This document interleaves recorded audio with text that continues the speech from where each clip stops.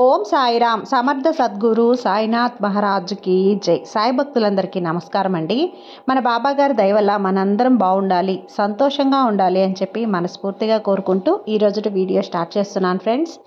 ఇక ఈరోజు వీడియోలో ముందుగా మనం చూడబోయేది ఏంటి అంటే, బాబా గారు మన కోసం ఒక మంచి సందేశాన్ని అయితే తీసుకొచ్చేసారండి. ఆ సందేశం ఏంటి అంటే, నా మీద భక్తి నిజమైతే ఈ సందేశం విను తల్లి, మంచి శుభవార్తతో వచ్చాను వినిబిడ్డ అని చెప్పి బాబా గారు అయితే మనకు మంచి శుభవార్తనైతే తీసుకొచ్చేసారు.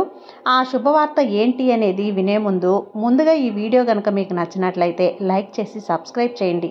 అలాగే మరికొంతమంది సాయి భక్తులకు షేర్ చేయండి. బాబా గారు మనతో ఏం చెప్పాలనుకుంటున్నారు అంటే, తల్లి, నా మాటలు పూర్తిగా ఆలకించు, నీ మనసుని ప్రశాంతంగా ఉంచుకో, నా నామాన్ని నీ మనసులో తప్పకుండా స్మరిస్తూ ఈరోజు సందేశాన్ని విను. మనసుకు ఎంతో ప్రశాంతత అలాగే ఆనందం కూడా చేరుతుంది. మరి ఈరోజు సందేశం తప్పకుండా ఈరోజు రాత్రి నా సందేశాన్ని విని మనస్ఫూర్తిగా నిద్రించు. నీ జీవితంలో పట్టరాని సంతోషాన్నిచ్చే శుభవార్తను, ఆనందాన్ని చేకూర్చే బాధ్యత నాది బిడ్డ. ఆలస్యం చేయకుండా నేను చెప్పే మాటలను తూచా తప్పకుండా విని పాటిస్తే నీ సాయి మాటలను అప్పుడే ఈ క్షణాన్ని విను. ఒక చిన్న ప్రమాదం పొంచి ఉంది తల్లి, కాబట్టి చేదు సమయం తరిమిపోతుంది. తక్షణమే నీ సాయి చెప్పే మాటలను జాగ్రత్తగా పాటించు. ఈరోజు ఎలాగైనా కానీ నీతో మాట్లాడాలనే నీ గుమ్మం ముందే వేచి ఉన్నాను. వెంటనే విను.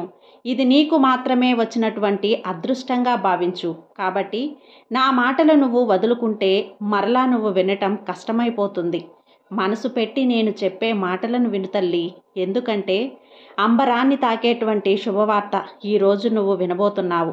ఎప్పుడైనా కానీ ఒక్కటి గుర్తుపెట్టుకో, నిన్ను ఎవరైనా బాధిస్తున్నారు అంటే వారి మాటలను, వారి ఆటలని అన్నీ ముగించడానికి ఒక సమయం ఉంటుంది. అది ఎవరో మరెవరో కాదు, నువ్వు నమ్ముకున్నటువంటి కొండంత ధైర్యం నీ సాయి. నువ్వు ఒక్కటైతే గుర్తుపెట్టుకో, ఎవరు నిన్ను బాధ పెడుతున్నారో నువ్వు బాధపడనవసరం లేదు. తొందరపడి వారిని నువ్వు ఒక్క మాట కూడా అనొద్దు. నీకు అన్నీ అనుకూలమైనటువంటి రోజులే రాబోతున్నాయి. ఇక నీవు దిగులు పడింది చాలు. మంచి అభయాన్ని నీకు నేను ఇవ్వబోతున్నానమ్మా. చూసి చూడగానే ఈరోజు నీ సాయి సందేశంలో ఉన్నటువంటి మాటలను జాగ్రత్తగా విని తప్పకుండా జరగబోయేదేమిటో తెలుసుకొని నీ గుమ్మం ముందే నేను ఉంటాను. ఎందుకంటే దుష్ట శక్తులను నీ ఇంట్లోకి రానివ్వకుండా చూసేందుకు ఎప్పుడూ నేను కాపు కాసుకొని ఉంటానని నీకు తెలుసు కదా. ఈ జీవితంలో ఎన్నో రోజులుగా నువ్వు కళ్ళు కాయలు కాసేలా ఒక అవకాశం కోసం, ఒక ఉద్యోగం కోసం ఎదురు చూస్తున్నావు. దానికోసం లాభాన్ని గడించడం కావచ్చు, లేదా నువ్వు సంతోషం కావచ్చు. దానివల్ల నువ్వు నీ ఆటంకాలను తొలగించుకొని నువ్వు ఏ శుభవార్త కోసమైతే కళ్ళు కాయలు కాస్తూ ఎదురు చూస్తూ ఉన్నావో ఆ శుభవార్త ఈరోజు నీకు అందివ్వబోతున్నాను. బ్రహ్మాండాన్ని సైతం బద్దలు కొట్టి నీ ముందుకు వచ్చి గొప్ప శుభవార్తతో నన్ను కాదని అనకుండా నేను చెప్పే మాటలు వినమ్మా. నన్ను లోపలికి ఆహ్వానించు. బాబా, నువ్వు వస్తే స్వయంగా నేనే రావచ్చు, లేదా నా ప్రతిరూపంగా ఎవరినైనా పంపించవచ్చు. ఒక్క కుక్క రూపంలో లేదా ఎవరైనా కానీ ఒక రూపంలో నీకు నేను దర్శనమిస్తాను. బంధుమిత్రులు, శ్రేయోభిలాషులు తప్పకుండా తారసపడతాను. తప్పకుండా నీకు నువ్వు వినిపించాలనుకుంటున్న విషయాన్ని వారి ద్వారా వినిపిస్తాను. నీకు మంచి మార్పు తప్పకుండా వెళ్ళి విరవబోతున్నాను. చూడమ్మా, కొన్ని క్షణాల్లోనే అంతుపట్టనటువంటి ఆనందాన్ని బాబా నీకు తప్పకుండా ఇస్తాను.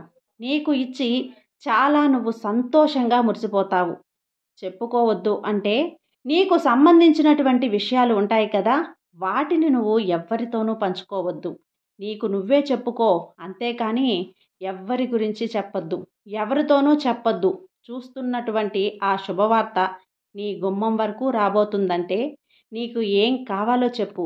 కాబట్టే చివరిగా ఈరోజు నేను చెప్పే మాటలు నాకు కూడా సంతోషమే. నీ గుమ్మం ముందు వేచి ఉంటాను కాబట్టి మిఠాయిని, పండ్లను ఉంచుతాను. కాదు, అవకాశాన్ని అసలు విడిచిపెట్టుకోవద్దు. దిగులుగా ఉండొద్దు. నువ్వు అలా దిగులుగా కూర్చొని ఉంటే నేను అస్సలు చూస్తూ ఉండలేనమ్మా.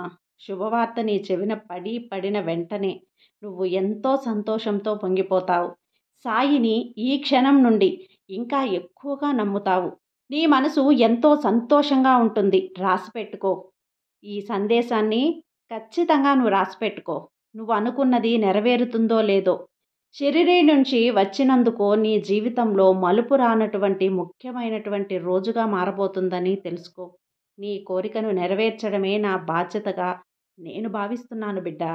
నువ్వు ఈ పరిస్థితికి నేనెప్పుడూ కూడా ఇస్తున్నటువంటి కానుకను నువ్వు తీసుకుంటున్నావు అంటే సంతోషాన్ని నువ్వు పొందినట్టే. పట్టరానంత ఆనందాన్ని నీవు పొందినట్టే. ఈ శుభవార్తను నీ గుమ్మం వరకు తీసుకొచ్చాను. నా గురుబలమంతా కూడా నీకు నేను ధారపోస్తున్నాను. చూసి చూడగానే వెంటనే ఈరోజు నీ సాయి వెంటనే అంటే నీ మనసు నిండా నింపుకొని నీ సాయి రూపాన్ని ఆ శుభవార్తను అందిస్తున్నాను. పరుగు పరుగున నువ్వు తప్పకుండా వచ్చి నీ కష్టాలన్నీ కూడా నాతో చెప్పుకొని చాలా సంతోషిస్తావు. ఆ కష్టాలన్నీ తీరిపోయాక నువ్వు ఆనందిస్తావు. నువ్వు ఎదురు చూస్తే బంధం కూడా నీ చెంతకు రాబోతుంది. ఎక్కువగా ఇక నేను ఆ బంధాన్ని నీ నుండి దూరం చేయలేను తల్లి. ఆ బంధాన్ని అతి త్వరలోనే నీకు దగ్గర చేస్తాను. మనసులో ఉన్నటువంటి ఆ బంధం కూడా నీకు ఎన్నెన్నో ఆశలకు జీవం పోస్తూ ఆ బంధానికి నువ్వు దగ్గర కాబోతున్నావు. గుండెల్లో ఉన్నటువంటి ప్రతి కోరికను అలాగే ఇన్నిన్ని రోజులుగా నీ మనసులో దాచుకున్నటువంటి మాటలన్నీ తిరిగి ఆ బంధంతో చెప్పుకోబోతున్నావమ్మా. బంధం ఏదైనా సరే కోల్పోయావు అంటే తల్లైనా తండ్రైనా స్నేహితుడైనా బంధువైనా ఎవ్వరూ కూడా ఆ లోటుని నీకు తీర్చలేరమ్మా. నీవు తప్పకుండా కలుసుకోబోతున్నావు కాబట్టే ఇప్పటికైనా నీవు నీ బంధాన్ని తిరిగి మరలా కూడా నువ్వు కలుసుకోబోతున్నావు. చిన్న చిన్న మలుపు అంటే నీ గతంలో జరిగినటువంటి కొన్ని చిన్న చిన్న సమస్యలు ఏవైనా ఇంతకుముందు ఆ బంధం వలన నువ్వు పొందావో ఎప్పుడూ కూడా అదే విధంగా ఉండదు. మార్పు అనేది ఉంటుంది. ఆ జీవితంలో మార్పే నీలో నవ్వులు, సంతోషాలు, ఆనందాన్ని తీసుకొస్తాయి. కోల్పోయినవన్నీ చెప్పి నువ్వు బాధపడుతున్నావా కదా, అవన్నీ కూడా మర్చిపో. జీవితంలో ఎప్పుడూ కూడా తిరిగి వాటిని గుర్తు చేసుకోవద్దు.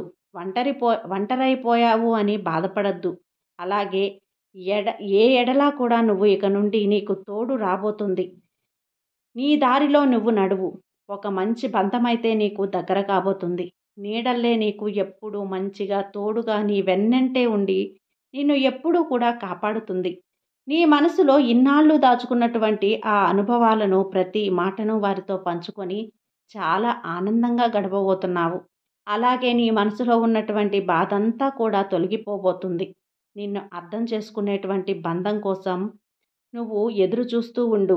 పరితపించి ఒక అర్థం ఉంటుంది కానీ అర్థం చేసుకోలేనటువంటి బంధం కోసం నువ్వు బాధపడటం అర్థం లేదమ్మా.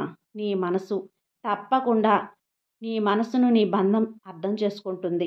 నీ మనసు ఎంతో ఆనందపడిపోతుంది.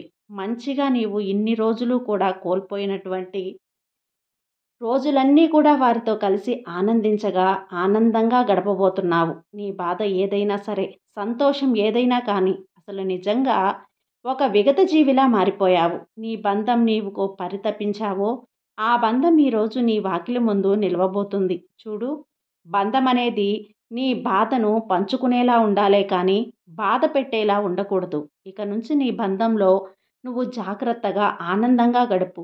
ఎలాంటి మాటలు వచ్చినా కానీ ఒక్కరోజుతోనే అవి తిరిగి వెళ్ళిపోయి మీ మధ్యనే ఉండే కేవలం తర్వాత రోజుకి దూరం అయ్యేలా ఉండాలి. ఒకేలా ఉండకూడదు.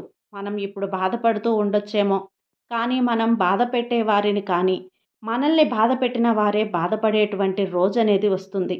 కాబట్టి నీవు ఎవరైతే బాధ పెట్టారో వారిని నువ్వు మర్చిపో. లేనిపోని విషయాలు పెట్టడం కానీ లేదంటే మీకు మీరుగా ఏదైనా కానీ అడగటాన్ని కానీ ఆ బంధాన్ని దూరం చేసుకోవటం చెయ్యొద్దు. నష్టం ఏమీ ఉండదు. అలా ఒకరికి ఒకరు క్షమాపణ చెప్పుకోవటం వల్ల జరిగేటువంటి ప్రమాదం కూడా ఏమీ లేదు.